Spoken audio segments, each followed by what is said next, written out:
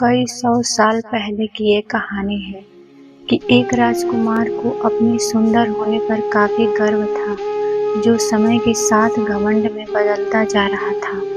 नमस्कार दोस्तों, अगर आप हमारे चैनल पर नए हैं तो प्लीज़ हमारे चैनल को सब्सक्राइब कीजिए।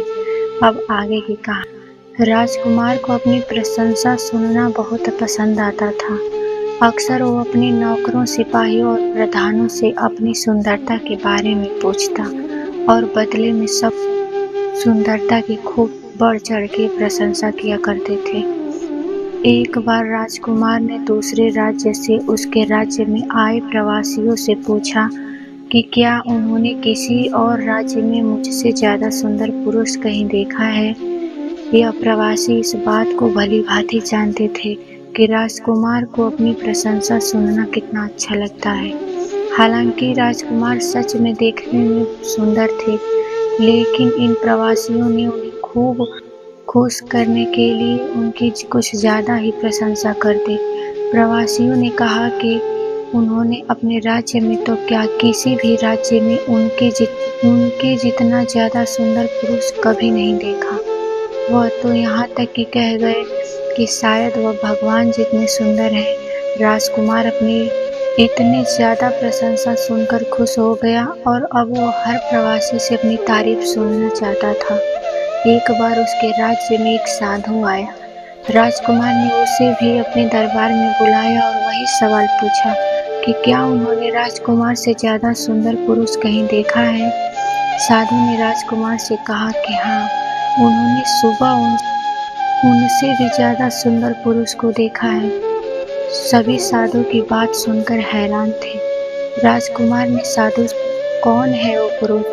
साधु ने कहा, सुबह मैंने आपको देखा था, तब आप वर्तमान से ज्यादा सुंदर थे। साधु की बात सुनकर सभी दंग थे।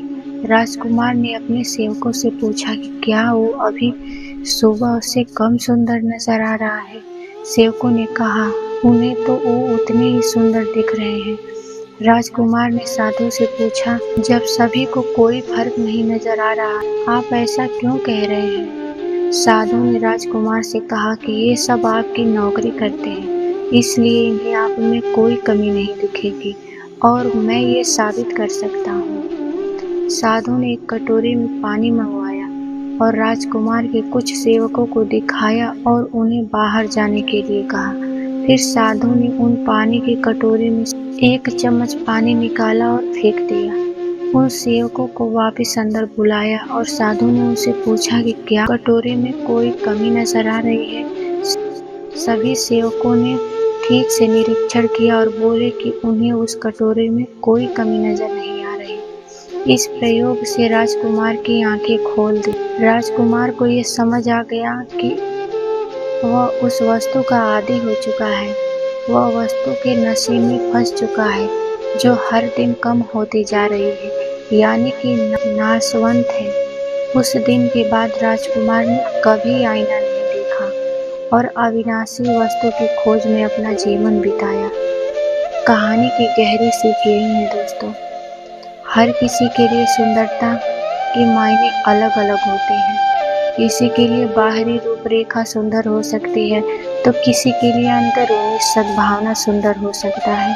आजकल लोग अच्छे नाप नक्शे को सुंदरता का पैमाना मानते हैं, जो बिल्कुल गलत है। सुंदरता अच्छे स्वभाव, अच्छे विचार और अच्छे कर्मों से निर्धारित की जानी चाहिए।